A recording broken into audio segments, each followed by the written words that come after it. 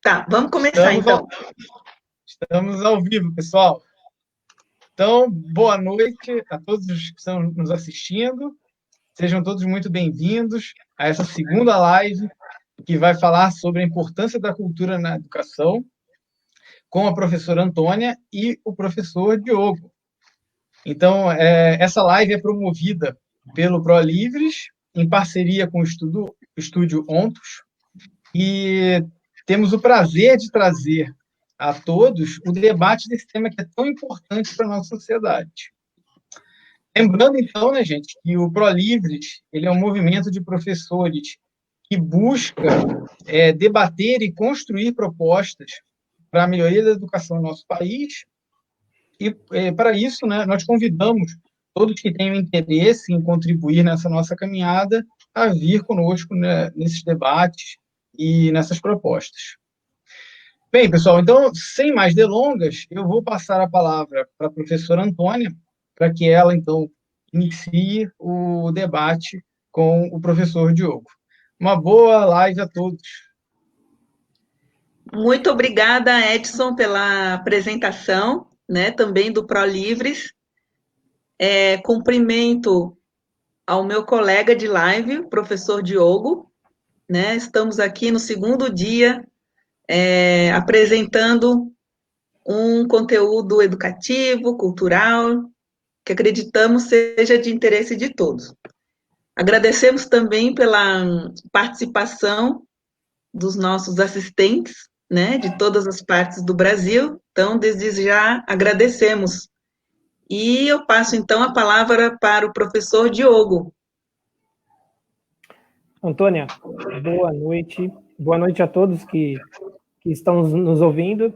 Eu agradeço a participação, principalmente dos que participaram da live passada, né? Significando aí que estão interessados e que o bastante que a gente suou aqui para preparar tudo isso, esse conteúdo, esse formato, valeu a pena, né? Que vocês estão acompanhando estão nos acompanhando hoje ainda. A gente tem algumas novidades para tratar com vocês, certo? E eu vou começar com uma abertura dessa live, vai ser, na verdade, a confirmação de que ela, a partir dessa participação, dessa vibração das pessoas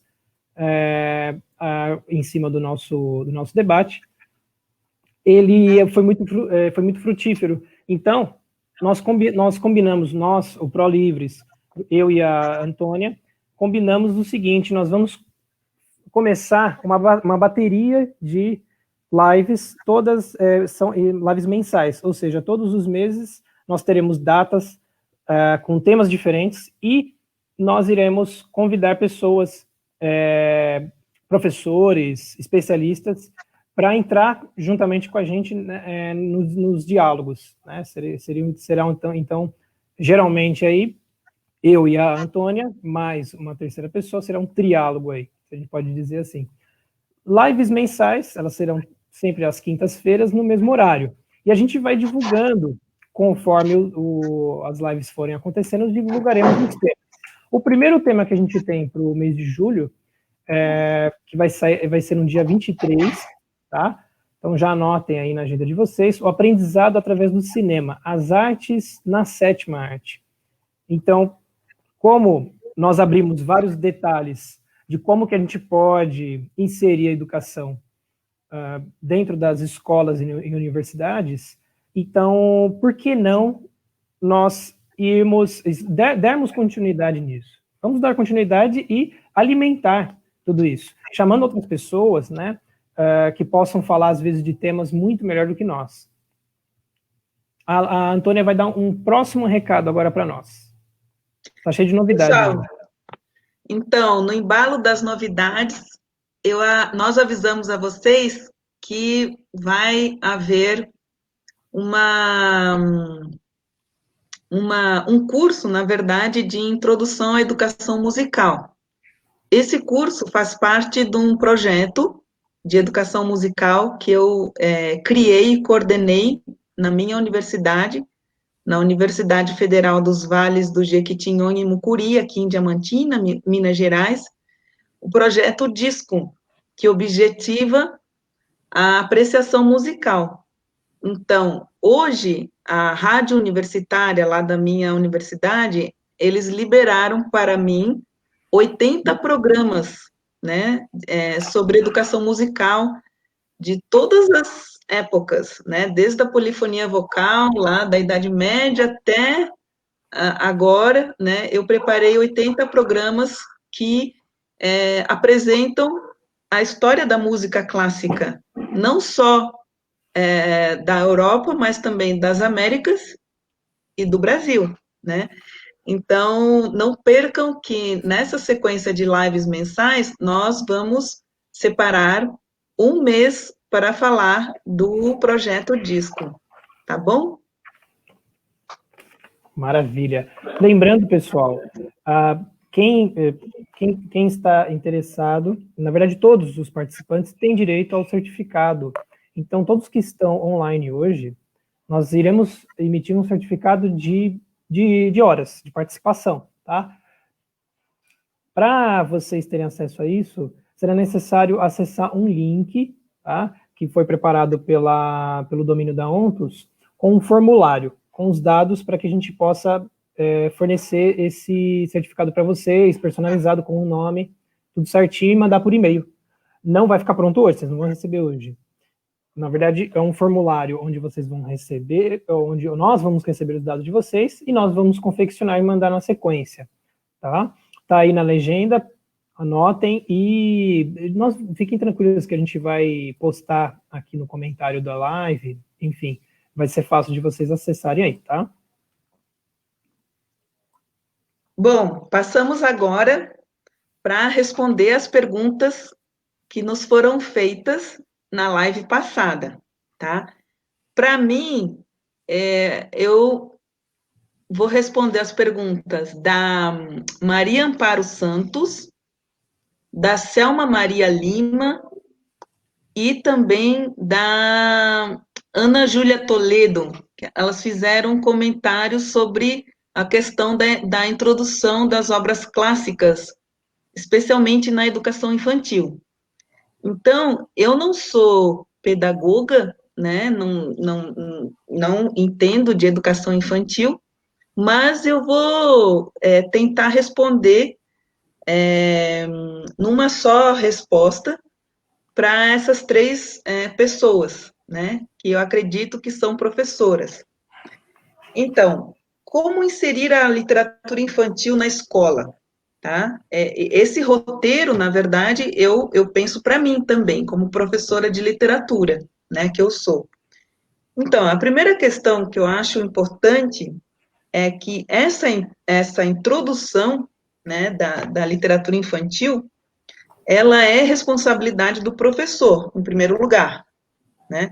Então, o professor, ele deve fazer um exame de consciência, no seguinte sentido: o que eu sei desse assunto, o que eu já li, né? Primeiro ele tem que olhar para si e ver o que ele já leu e sabe de literatura infantil.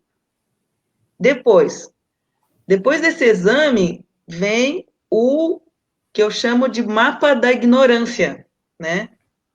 Então, com quais obras eu posso contar realmente, né? Então, quais obras que eu tenho à mão, né? Quais obras que eu não tenho à mão, mas que eu posso futuramente contar. Então, fazer uma lista das obras existentes, né? E também daquelas que vocês podem adquirir num segundo momento. Esse mapa da ignorância, ele é muito bom porque ele te dá a ideia, né, ampliada do que falta você ler, né, do que falta você ter na sua biblioteca do professor. E também, claro, você tem que fazer esse mapa da ignorância consultando a biblioteca da própria escola, né, o que tem lá na biblioteca que eu ainda não sei, não acessei. Depois vocês têm que estudar essa obra. Então, o gênero, a estrutura superficial e a estrutura profunda, o tema, a trama, os valores transmitidos, as relações com as demais artes, etc. Isso daí é responsabilidade capacidade do professor, entende? É esse estudo, tem que ter esse estudo sistemático, senão vai ficar aquele mais do mesmo, né? Então, pega uma solução na internet, uma guia didática que já está pronta, né? Um guia, perdão, que já está pronto, então não é esse o trabalho do professor, me parece. É claro que existem sites educativos muito bons na internet, mas eu acredito que o primeiro trabalho do professor é ele estudar a obra, né? Dentro da natureza dela, né? Então, depois desse estudo, o professor deve pensar em uma sequência didática dentro do seu objetivo naquela aula e escrever um plano de aula. Isso sim tem que fazer, tá? Por mais simples que seja a aula, você tem que escrever um plano de aula. Qual é o meu objetivo nessa aula, né? Quais são os conteúdos, os recursos, etc., que eu vou utilizar, né? Outra dica que eu dou para vocês é que a gente também tem que se espelhar ou aprender com outros educadores, né? Como, por exemplo, Carlos Nadalim, né? Ele tem o blog Como Educar Seus Filhos, o site Infância Bem Cuidada, ele é muito bom. Os programas do governo Conta Pra Mim e Tempo de Aprender, né? Eu tenho muito apreço também pelo grupo TRI de São Paulo, que é um grupo de educação musical excelente. Eles têm o canal deles no YouTube, tem o site também. E também, por último, ler os artigos e as obras também, né, de antigos educadores, né, como Cecília Meirelles, né. Então, por exemplo, a Cecília Meirelles tem uma série maravilhosa de crônicas sobre a educação, né. Essas crônicas problematizaram, né, lá nos anos 30, vários temas que são caros até hoje, né, na nossa escola. Então, só para citar um exemplo, graças à leitura dessas crônicas, eu bolei uma oficina sobre literatura e música, né? Eu ministrei em fevereiro desse ano na Secretaria Municipal de Educação Básica de Diamantina. E essa oficina eu ministrei para professores da educação básica da rede municipal. E o que eu fiz? Eu juntei Cecília Meirelles, poesia popular, que é a ciranda brasileira, e Villa-Lobos, né? Villa-Lobos, o nosso grande compositor que compôs obras para piano baseadas nas cirandas brasileiras, tá bom? Então, espero que tenha respondido ao questionamento das professoras. Maravilha. O meu parecer, que agora ficou ofuscado, porque você já falou tudo, Antônia. Eu até acho que acredito que com as perguntas que a gente preparou, um ao outro, já irão também aprofundar um pouco mais esses assuntos. Mas, com relação especificamente a uma pergunta da Maria Amparo Santos, que é a respeito da educação infantil na creche, como que vai inserir, como que a gente insere arte para essa criançada na creche? Mesma resposta que eu dou, eu não sou pedagogo, então eu não trabalho com crianças dessa idade, da fase inicial, né? Mas eu posso dizer o seguinte, existem livros muito bons, eu vou citar eu posso falar para vocês que o método montessoriano é muito rico, é muito bacana, é interessante a gente notar, eu falo por mim, como pai, meu filho agora está com 4 anos, então ele passou por essa fase, e aí a gente começa a observar que a gente pode aprender, sim, através de livros de pedagogia, e principalmente, foi um método fantástico, o método montessoriano, que ele tem 2 princípios fundamentais, disciplina e respeito para a criança. Então, é uma balança muito muito igualitária, muito equilibrada no sentido de dar a liberdade para a criança, ser criança, respeitando e não exigindo dela uma postura adulta, mas, ao mesmo tempo, colocando uma disciplina a ser cumprida por ela. Isso é só um exemplo, porque isso daí é uma raiz. Depois, todos os métodos, que tem métodos práticos, existe um livro, A Educação do Homem Consciente, da Lubienska, Helena Lubienska. Ela tem vários métodos práticos de ensino. E eu posso dizer o seguinte, a arte pode ser ensinada como na creche? Em primeiro lugar, eu sou um professor de artes visuais, ok? Porém, o que eu vou falar para vocês hoje é que comecem com a audição. As crianças, a primeira porta de acesso às coisas externas, ou seja, para a nossa fase primitiva, da nossa idade primitiva, são sons, desde a barriga da mãe. Então, a música, em primeiro lugar, deve começar a acostumar, a dar um tiragosto para essas crianças já terem esse costume, o costume com a boa música, em primeiro lugar. Inclusive, tem até uma referência filosófica. São Tomás de Aquino diria que a audição é o sentido menos material. O tato é material, é o mais material dos sentidos, certo? Você tem o paladar, que é um pouquinho menos material, ou seja, está menos subordinado ao objeto externo, e assim por diante. Chegando, o penúltimo seria a visão, e o último, ou seja, o menos material, o que mais enleva a mente, a alma, é a audição. Então, através de músicas, através de rimas, por isso que a poesia é muito importante para a criança. Aí sim a gente pode pensar numa fase um pouco maior, na primeira educação infantil ali, né, após a creche, a gente começa a trabalhar com essas imagens, mas trabalhe sempre com os clássicos. Né? Esse é o nosso convite aqui. Os clássicos são acessíveis, são compreensíveis. A gente precisa saber buscar isso, precisa ter amor a primeiro lugar, ao conhecimento, e segundo, consequentemente, à profissão. E o que envolve esse amor? É o suor, o sangue que a gente vai derramar atrás de todo esse conteúdo, e como que a gente vai passar isso da melhor maneira para as nossas crianças, os nossos alunos, independente da idade que for. Tá? Esse é o meu pequeno parecer aí, que já estendeu um pouquinho, mas vamos começar. Eu acredito que a gente já pode começar com as nossas perguntas, né, Antônia? Sim, claro. Diogo, como você me perguntou, né, na primeira live, pela primeira vez, então agora eu lhe faço as perguntas, tá bom? Você vai responder primeiro e depois eu respondo.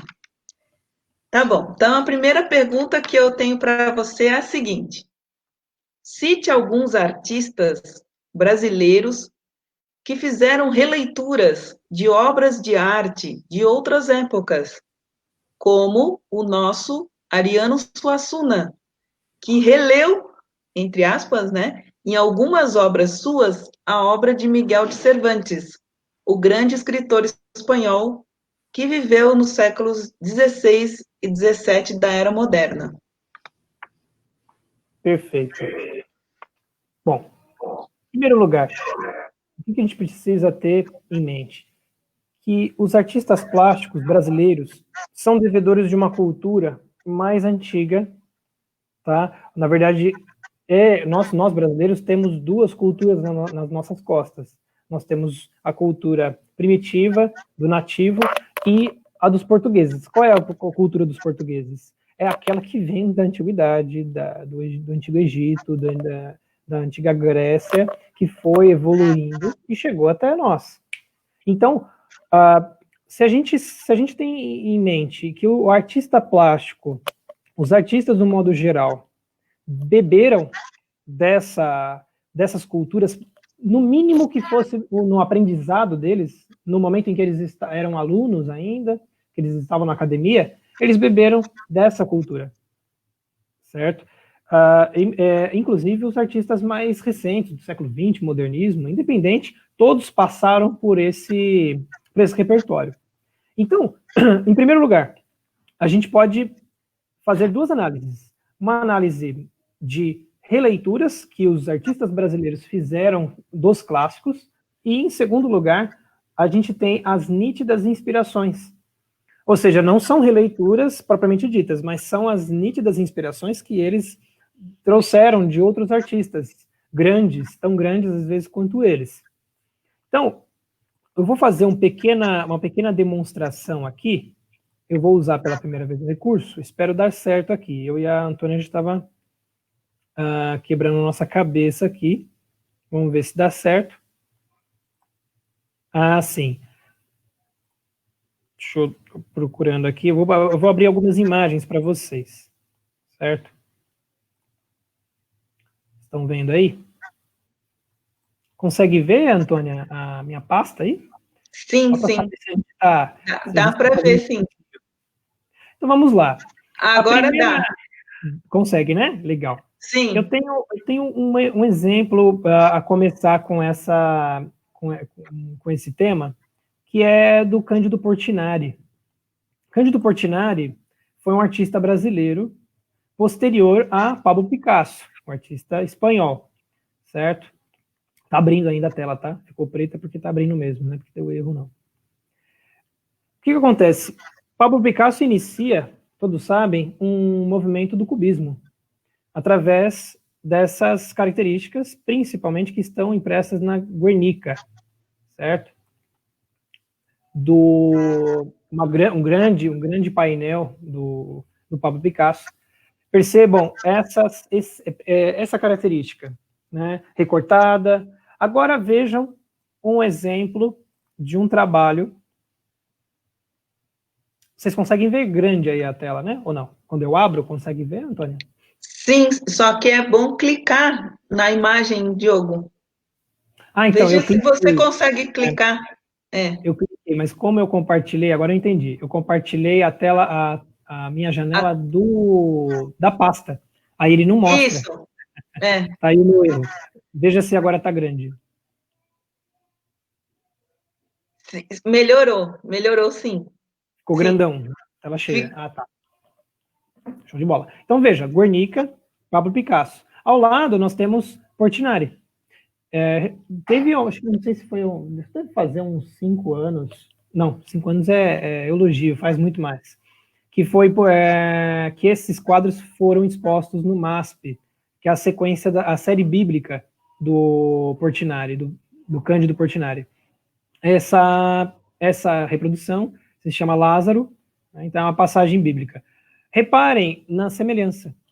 Né? Simples assim, basta mostrar, acredito aqui, a gente não precisa nem de muito esforço para reconhecer a semelhança entre uma e outra. Né? Outras situações em que, já por um outro lado, o Portinari já é muito mais autêntico, por exemplo, nesse trabalho aqui, onde ele mescla bastante das cores,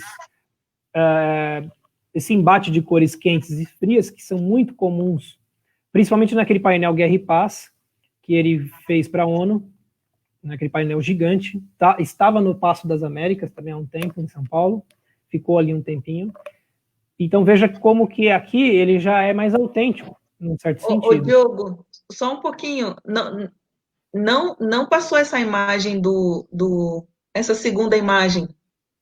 Está aparecendo a Guernica ainda. Está aparecendo a Guernica. Passa outra imagem. Peraí, deixa eu...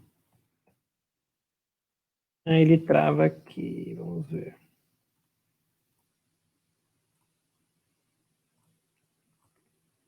É um pouquinho mais complicado do que eu imaginava aqui a coisa. Mas a gente aprende aqui.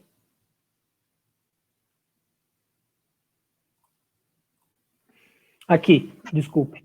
Então, esses tons, né, mais aquecidos, mais frios, mais autênticos do artista, do Portinari, estão aqui, impressos. Já vejam a evolução desse trabalho, tá? Dentre outros exemplos que eu poderia tomar, são vários. Por exemplo, nós temos uma pintura do Vítor Meirelles, que é uma releitura do artista francês Géricault. Então veja como que aqui a reprodução é muito parecida com a autêntica. A gente só tem uma diferença uma diferença cromática, basicamente. O que a gente consegue perceber dos contrastes são iguais ao original, tá? Eu posso até colocar aqui para vocês o original aqui, só para vocês darem uma olhadinha, que seja rápido aqui, mas pelo menos vocês já vão atestar o que eu estou dizendo. Mas vejam aqui, esse é o original do francês. Então é uma belíssima reprodução do Victor Meirelles, grande artista brasileiro. E vejam como que, por um outro lado, isso é muito legal, é muito bacana na história da arte, nós temos uma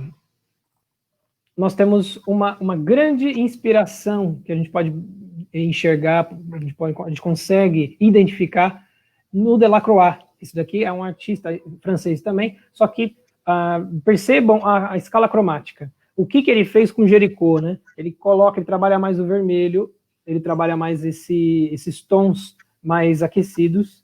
Então, lembra-se muito da pintura também de Delacroix. Essas e outras pinturas do Victor Meirelles, não apenas a Balsa da Medusa, certo? Mas nós temos bastante semelhança. Mas não deixa de ser, assim como eu mencionei, não deixa de ser um artista autêntico. Por quê? Assim como, né, o Portinari, olha aí, ele não deixa de ser um artista autêntico. Percebam já um tratamento menos realista, mais expressivo. Notem aí. Como que esse minimalismo de claro e escuro, que lembra muito o trabalho dos impressionistas, mesclou-se com o estilo realístico, né? Digamos assim, porque ele não faz parte do movimento realista, provavelmente dito, mas um estilo realístico do Victor Meirelles. Eu poderia citar várias outras coisas, tá? Existem vários exemplos. Gosto muito do trabalho do Brecheret. Se vocês forem na Pinacoteca, quem mora em São Paulo, existem muitos trabalhos do Brecheret na Pinacoteca que valem muito a pena serem vistos. É um belíssimo artista, e todos... Qual que é o grande ponto de convergência entre eles? Eles são clássicos porque eles lidam com valores nas suas obras. Percebam que todos têm os temas bíblicos, os temas mitológicos e os temas brasileiros, históricos, enfim. Percebam que eles estão comunicando com o mundo, eles estão falando com o mundo. Assim, complementando aquilo que eu tinha comentado na semana passada a respeito da universalidade da obra de arte, né? Das artes, do modo geral. Diogo, muito bom, muito interessante a sua abordagem. Então, a minha próxima pergunta.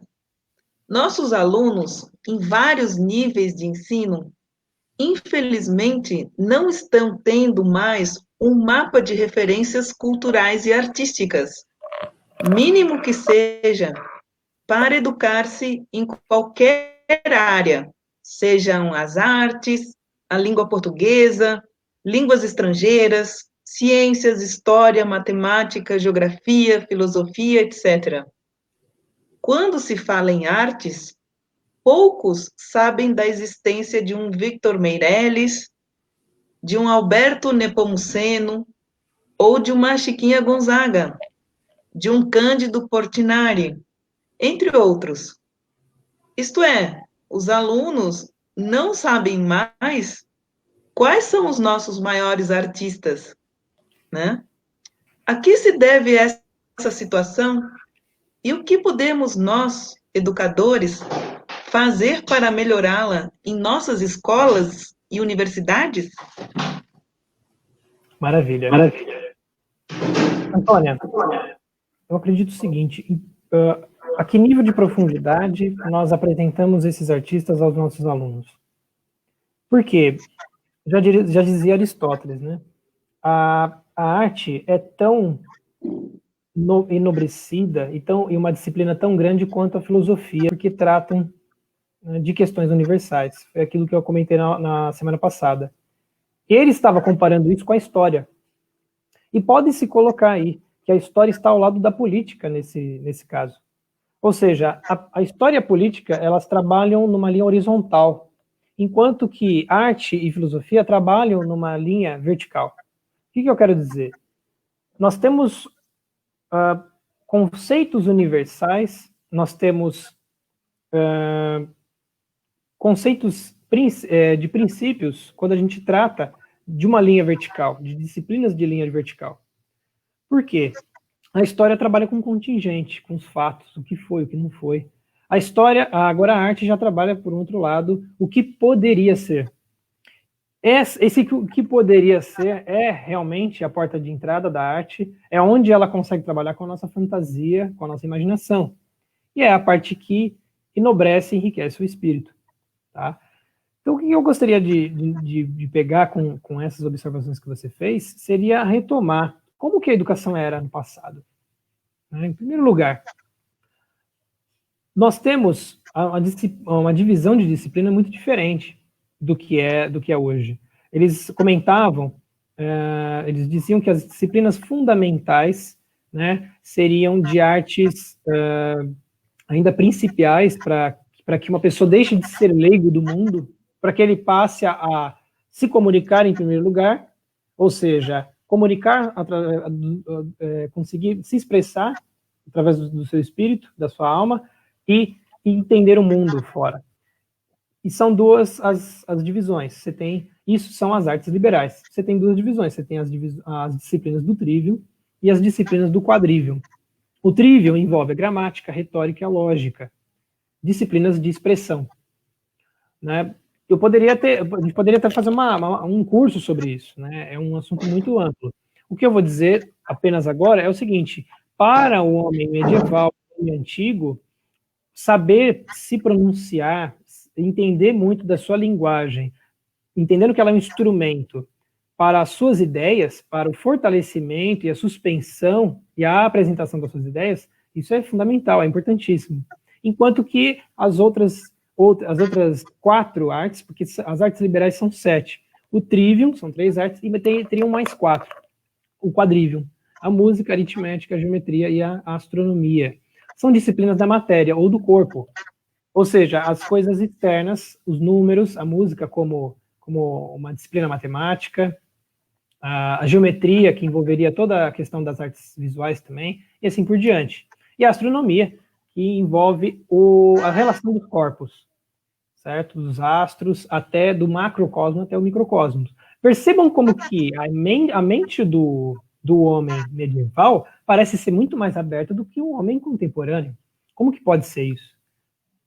Como pode um homem cheio de técnica na mão, certo?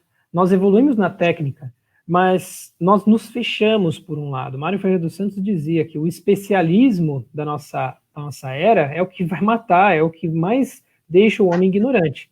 Ou seja, o homem se especializa num determinado ponto e esquece da relação que essa disciplina dele tem com toda a existência, com todo o restante. Então, notem que é importante a gente apresentar. Por que eu disse tudo isso? A gente precisa apresentar esses artistas, nós, como professores de História da Arte, por exemplo, ou um professor de artes para o ensino básico, apresentaremos, então, esses artistas não como artistas presos no seu tempo, devedores à sua época, à política, às vicissitudes do seu tempo, da sua cultura. Os grandes artistas só são gênios porque eles são lampejos de personalidade. A autenticidade a autenticidade vive ali e é lembrada até hoje por conta disso, por conta desse diferencial. Então, você tratar qualquer tipo de artista que está num livro de História da Arte como um homem do seu tempo, já começa por um grande erro. Por que eu estou falando isso? Porque essa frase é extremamente recorrente em vários livros e apostilas de arte e de História da Arte que chegam aos alunos do ensino médio, do ensino fundamental.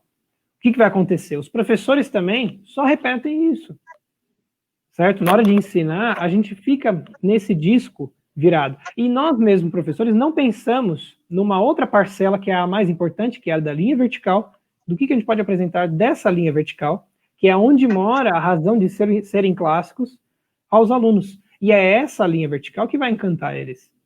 Não é a linha horizontal, dos fatos. Ah, Van Gogh cortou a orelha. Ah, porque ele era depressivo. Não é sempre assim?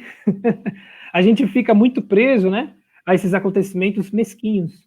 Enquanto que a gente poderia estar pensando, Van Gogh vibra como um sol. Ele é quente. Né? É diferente. Isso é um pequeno exemplo. A gente poderia entrar com vários outros aspectos. Fora que, Diogo, muito bom. Fora que Van Gogh também foi um excelente escritor, né? E exatamente. de cartas. Leiam Cartas da Theo, maravilhoso. Aquilo ali também eu já li algumas e é realmente fascinante o ponto de vista da arte dele e tudo mais. Então, vamos para a última pergunta para você. Ótimo.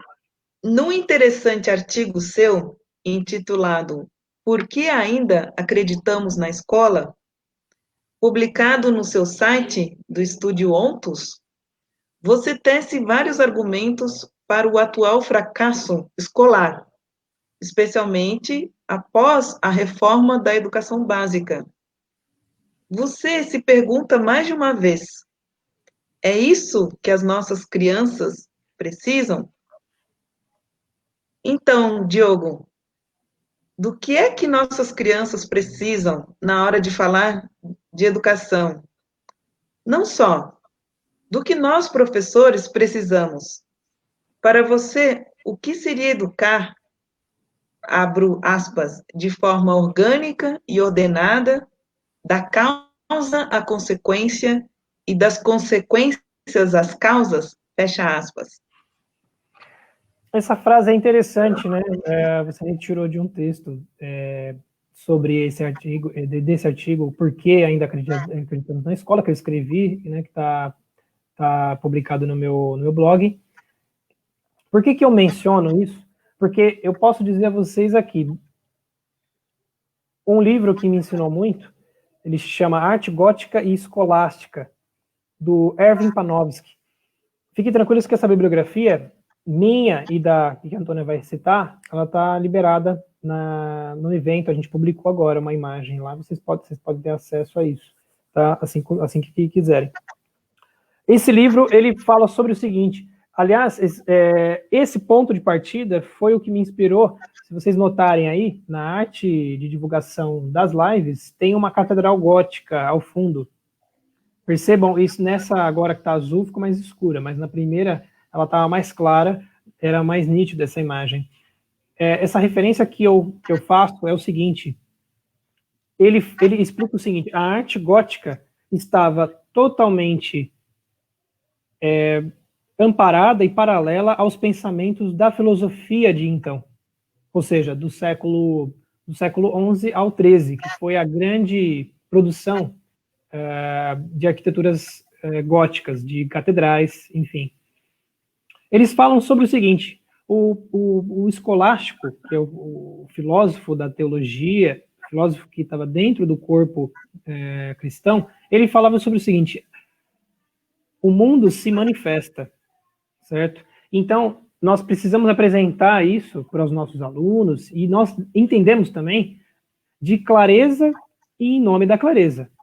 Então, por que eu falo sobre essa catedral gótica e estando hermanada com o pensamento escolástico? A catedral gótica, se vocês notarem, existe a catedral gótica da Sé, né? A catedral da Sé, ela é do estilo gótico tardio, obviamente, né? Que eles chamam de um modelo já tardio, mas ele sim, ele repete todo aquele ideal. As colunas começam finas, elas começam simples, lisas e finas. Só que lá em cima, elas ramificam, elas se separam, elas se abrem como uma árvore, e lá sim elas se complicam. Mas percebam que tudo é complicado por um lado, mas esclarecedor por outro. Por quê? É uma catedral extremamente iluminada. Percebam isso se a gente pegar a arte românica, que é a arte anterior à arte gótica, e a arte gótica. A arte gótica é extremamente iluminada, ou seja, ela é fina, ela é clean, como que a gente poderia dizer, né? Ela é leve, por um lado, através da aparência dessas colunas, e ao mesmo tempo muito aberta. As janelas são extremamente grandes para a entrada dessa luz, né? E essa é uma luz reveladora. É uma luz que revela a multiplicidade da existência. E eu convido vocês a fazer, puxem algumas imagens. Agora que a gente não pode sair muito de casa, puxem imagens do Google, coloquem catedrais góticas, vocês vão perceber como é inspiradora essas catedrais. Ela, obviamente, a inspiração está em estar dentro dela, né? De você, por fora, observá-la e depois adentrá-la, perceber a magia, o fantástico que é participar de uma catedral dessa. Então, qual que é o meu convite a vocês, professores, principalmente? A gente precisa ter um raciocínio, dialético, porque ele precisa conexionar. O que é uma dialética? A dialética é você embater duas ideias ou dois argumentos contrários e saber conviver com eles, saber extrair dos dois um terceiro, né? Isso sim deveria ser uma multidisciplinaridade, que é o que tanto falam muitas vezes nas escolas, mas não conseguiram atingir isso ainda. Continuamos trabalhando com caixinhas fechadas, né? Infelizmente.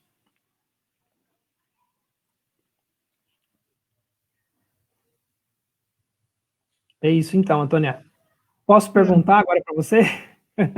Sim, a resposta muito boa sua. Pode me perguntar, legal, Diogo, à vontade. Bom, vou começar com você, Antônia. Desculpa, eu até me alonguei bastante aqui. A gente está com o nosso tempo já estourado, mas vamos começar, tá bem tranquilo. Em primeiro lugar, a primeira pergunta que eu preparei para você, também li seus artigos, muito interessante, né? Eu citaria o seguinte: religião, filosofia e arte, entre aspas, porque é o que eu extraí aí de uma das suas reflexões. Elas parecem ser as disciplinas que regem a alta cultura. Eu gostaria que você falasse sobre as obras de arte que tratam de religião, filosofia, né? E mesmo quando é difícil de percebê-las dessa maneira, né, ainda tem um pano de fundo de tudo isso. Ainda está presente nelas, mesmo que não seja direta, né? Gostaria que você citasse aí algumas obras, né, que desempenharam esse papel. Diogo, essa pergunta, ela é muito interessante para o nosso propósito aqui, porque esse é o tripé, né, que define a alta cultura na civilização ocidental. Então, tanto na religião, na filosofia e na arte, nós temos várias releituras, né, até o mundo atual, né? Artistas contemporâneos também sempre estão relendo essas três grandes áreas. Então, eu vou ficar somente nas três maiores obras, né? Nas três fundamentais, né? Que eu acho, né? Em relação a esse tripé. Primeiro, na religião, temos a Divina Comédia, de Dante Alighieri, escrita no século XIV. Tem um canal na internet que eu costumo acessar, que eu gosto muito, que é da Tatiana Feltrin. Ela comenta várias obras literárias que ela mesma leu, entende? Então, é uma leitura comentando de literatura. E, num dos vídeos, ela comenta a Divina Comédia. É bem interessante o comentário dela. Essa obra foi escrita no dialeto popular da época, na Itália, né, o florentino, e que é uma coisa muito curiosa, porque o florentino era um dialeto, ou seja, uma grande obra que fala de religião e que não está escrita em latim. Essa obra, então, é uma viagem pelo mundo dos mortos, o inferno, passa pelo purgatório e termina no céu, no paraíso. Na filosofia, são indispensáveis as obras de Platão e Aristóteles. Do primeiro, citamos o mito da caverna, uma alegoria presente no livro 7º de A República. Acho que todo mundo já ouviu falar, né, do mito da caverna. Nela, né, nessa alegoria, Sócrates trava um diálogo com Glauco, e Adimanto, irmãos mais novos de Platão. O mito nos revela a condição humana perante o mundo, no que diz respeito à importância do conhecimento filosófico e à educação como forma de superação da ignorância. No período barroco, né, o dramaturgo espanhol Pedro Calderón de la Barca, em La vida es sueño, é uma obra de 1635, retoma essa temática da realidade versus aparência, né? La vida es sueño, ela tem tradução brasileira, A vida é sonho. Na contemporaneidade, temos Admirável Mundo Novo, de Aldous Huxley, e também A Ilha, do mesmo autor. E os filmes O Show de Truman e O Quarto de Jack, né? Assim, esse mito da caverna está em muitas obras, né? Eu citei só algumas. De Aristóteles, a gente tem toda a sua obra, né? Mas eu destaco aqui a Poética, né? Que até hoje é a base do entendimento das obras literárias divididas em gêneros, né? Quem cursa letras ou é professor de língua portuguesa ou estrangeira sabe disso.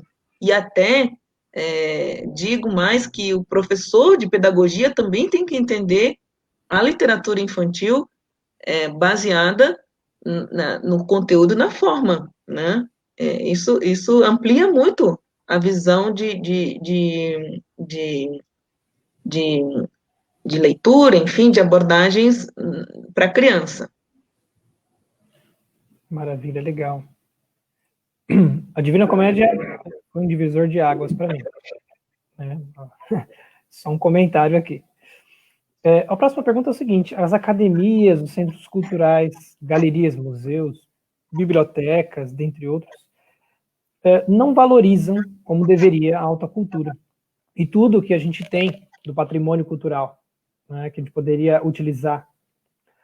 Como que você acredita que a gente pode disseminar essa visão de mundo mais profunda para um público acostumado com o fácil e com o superficial?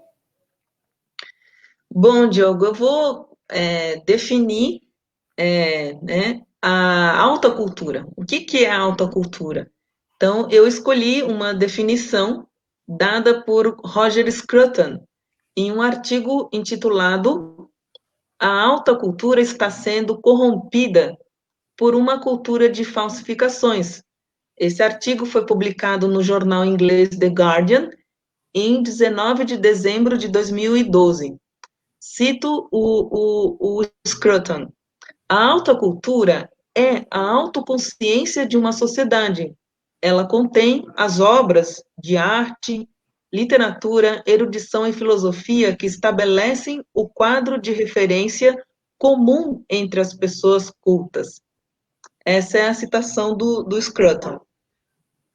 Então, se a gente quiser, né, ter na nossa sociedade pessoas minimamente cultas, isto é, que possam servir de modelo e até educar as próximas gerações de um povo, precisamos, primeiro, de instituições que preservem e transmitam o que se produziu de alta cultura no exterior e em nosso país, né? Então, se essas mesmas instituições banalizam a cultura, tornando-a relativa, sem nenhum critério ou juízo de valor, as pessoas realmente vão se conformar com pouco e, diante de uma verdadeira obra de arte, vão se sentir insensíveis, automatizadas, como se estivessem em uma rotineira ida ao supermercado, ao invés de estar em um museu ou galeria de arte. Eu já vi várias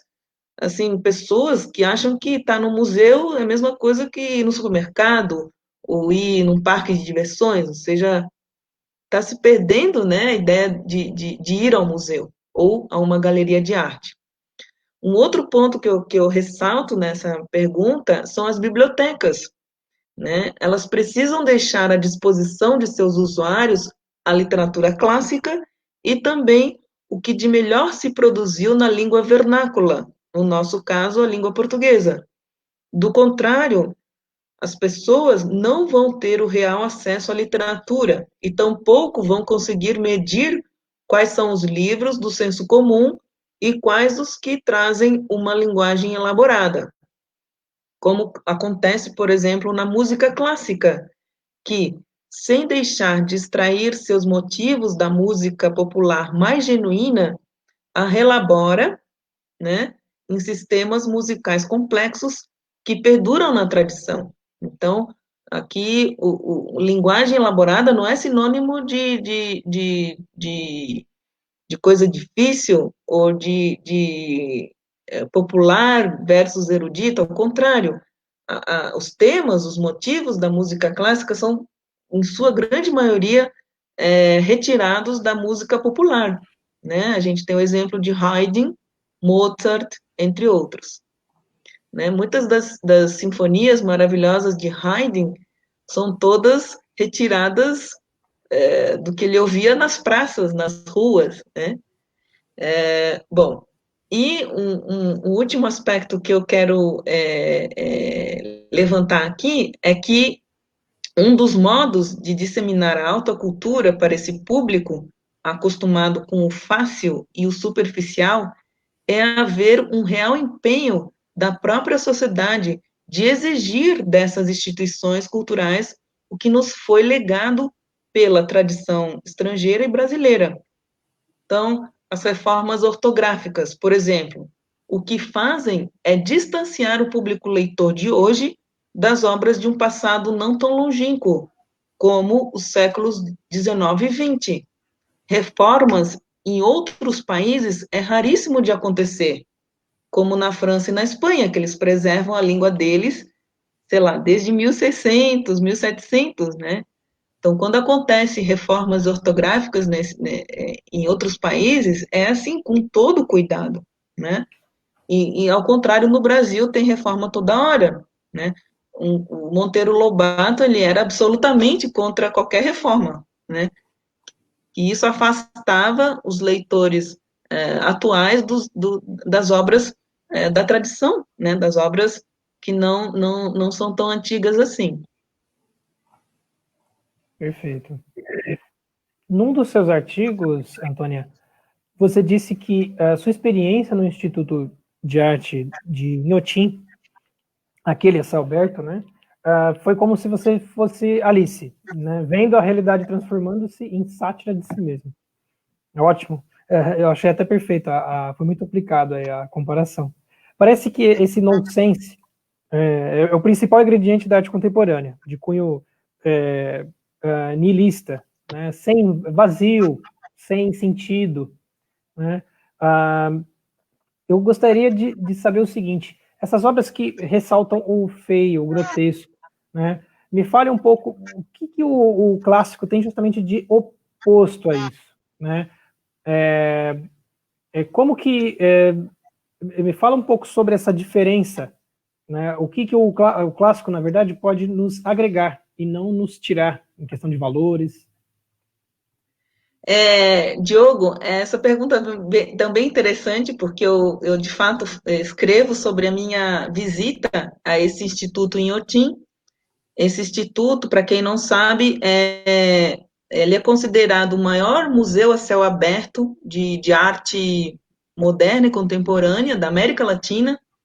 Ele está situado em Inhotim, que é uma cidade que fica ao lado de Brumadinho, né, que fica ali ao sul de Belo Horizonte. Então, eu fiz essa visita em 2014, eu me lembro. Assim, o lugar é maravilhoso, né, é realmente impactante, mas o que eu vi lá eu não gostei mesmo. E tem muitas obras lá. Então, eu vou contar aqui para vocês um pouco do que eu acho dessa minha visita e respondendo também a pergunta do Diogo, tá bom? Então, assim, não, de forma alguma podemos ter uma vida saudável admirando obras de arte vazias e falsas. No fundo, essas autoproclamadas obras de arte não são obras de arte. Primeiro, porque fazem mal aos olhos e aos sentidos. Que beleza pode ter em se olhar em um jardim maravilhoso, guindastes, vigas, esferas de metal, carnes humanas atravessadas por metais na cor vermelha, sal marítimo e uma grande sala, uma castanheira gigante feita de bronze, suspensa por árvores de verdade, fusquinhas coloridos e esculturas humanas sem cabeça? Na época, percorri todo o espaço do Instituto Inhotim, cada sala, cada canto de jardim onde estão expostas muitas obras. Uma das obras que mais me estranharam foi Ahora juguemos a desaparecer, quer dizer, agora vamos brincar de desaparecer, do cubano Carlos Garaycoa. Segundo a explicação contida no site do Instituto, abre aspas, a obra foi feita pensando especificamente na cidade como palco de guerra, numa mecânica agonizante entre destruição e reconstrução. O monumento aparece entregue a um destino trágico, formando uma cidade feita de partes de tantas cidades no mundo e onde edifícios anônimos dividem os espaços com outros icônicos, fecha aspas. Essa descrição, como eu lhes falei, retirei do site, né, do Instituto. Eu me lembro de ter entrado numa sala escura, onde havia uma maquete gigante de uma cidade latino-americana qualquer, né, assim, totalmente devastada, e eu me lembro também que tinha muita areia branca e vários crucifixos, assim, como se fosse um grande cemitério, e aquela imagem, naquela sala escura, me afetou, assim, me surpreendeu, né, porque eu, como sendo, assim, filha de chilenos, né, de latino-americanos, eu não vejo que a cidade, uma cidade latino-americana seja isso, por um lado. Agora, tantos como são os apreciadores que visitam Inhotim, haverá tantas interpretações, é claro. Isso é um mundo heterogêneo e que encanta à sua maneira a muita gente, né? Muitas pessoas podem gostar, claro, né? Não tenho, assim, a gente vive num mundo de tolerância, né? De democracia. Mas comigo, o efeito daquelas obras não me fez refletir nem atuar de modo diferente em sociedade, como se pretende. A obra de arte moderna e contemporânea, elas muitas vezes querem fazer ver a realidade de uma forma diferente, né? Só que comigo não aconteceu nada, né? Eu me percebo igualmente antes da visita. Sou a mesma pessoa e nada me afetou moralmente. Efeito zero. Então, em meio ao caos visual das nossas cidades latino-americanas, faço um apelo para que preservemos aqueles edifícios icônicos onde ainda podemos apreciar a arte das culturas que compõem a nossa mais genuína identidade cultural, sem nos sentir culpados pela história que passou, que, ao contrário, a história nos inspire para melhor, né? A busca pelos clássicos é, sim, tão mais libertadora do que gastar seu tempo em ir ao Instituto Inhotim. Isso eu falo por mim. Prefiro muito mais ficar em casa, ouvindo 2 horas de música clássica, como fazia o poeta mineiro Murilo Mendes diariamente. Ele tinha Mozart como seu compositor de predileção. Quem vai trocar a chance de ouvir o lindo Quinteto dos Pássaros, em Mi bemol K614, que imita nas cordas o cantarolar dos passarinhos, por ir a um local que, à primeira vista, é maravilhoso, como em Alice no País das Maravilhas, mas que não lhe traz nada de educativo, nada de moralmente elevado, somente a imagem de um mundo em degradação? Não, eu não quero preencher meu imaginário com esse mundo. Se sou obrigada a viver e contemplar um mundo tão ruim, então para que existe a arte e a educação? Aí eu concordo com o Roger Scruton.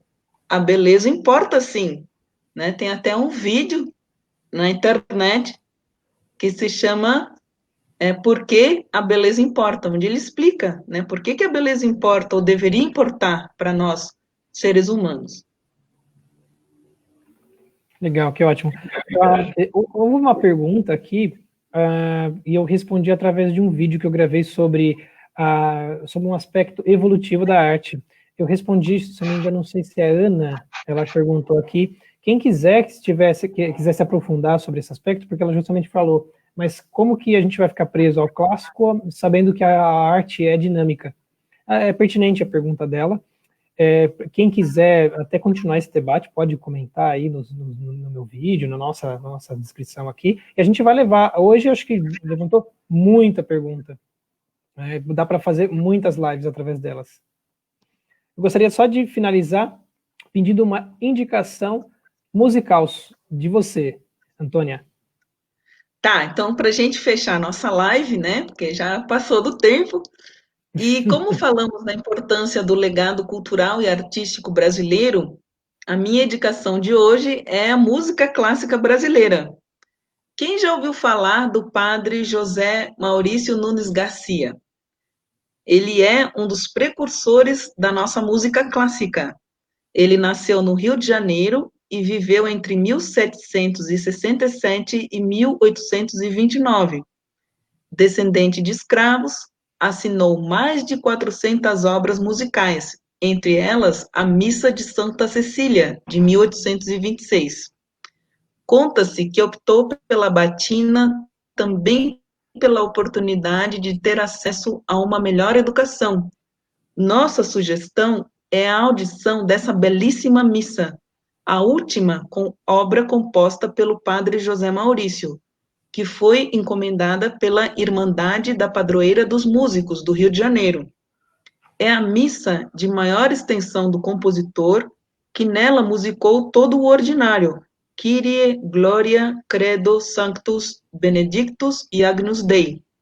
Considerada uma de suas melhores obras, homenageia uma das santas cristãs, Santa Cecília, padroeira dos músicos e da música sacra. Pois consta que, ao morrer, teria cantado a Deus. Então, existem algumas gravações dessa missa no YouTube. Que legal. Show de bola. Basta agora a gente procurar aí, né? Esse é o grande exercício que a gente pode fazer para esse final de semana. Alimentar um pouco disso. Bom, eu agradeço imensamente a participação da audiência, das pessoas que começaram, inclusive, na semana passada com a gente.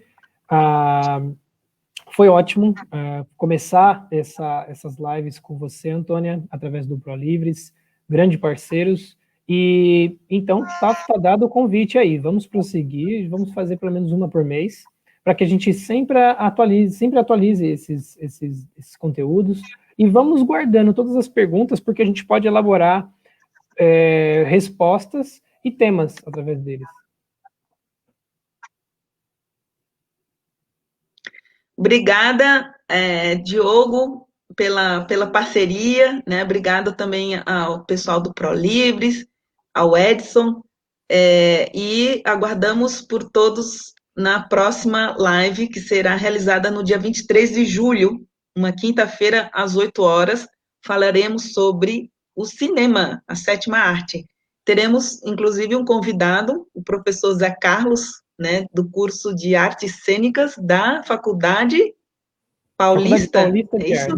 Isso. Faculdade Paulista de Artes. E também deixaremos as nossas indicações bibliográficas, né, e musicais também, todos à disposição. Obrigada. Agradeço e até mais, pessoal. Boa noite.